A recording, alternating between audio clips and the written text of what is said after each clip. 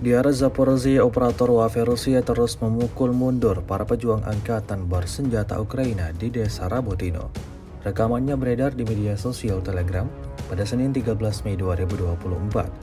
Pengintai dari Divisi Senapan Bermotor ke-42 Angkatan Bersenjata Rusia terus-menerus memburu para prajurit Ukraina. Jatuhnya UAV secara akurat menghalangi tentara Angkatan Bersenjata Ukraina bergerak di sepanjang jalan. Mereka kewalahan tak dapat merespon serangan Rusia. Alih-alih melakukan perlawanan, untuk menyelamatkan diri pun mereka tampak kesulitan. Kalang kabut mencari tempat untuk berlindung, seperti yang terlihat dalam rekaman. Hingga video ini beredar, beragam komentar diberikan warganet.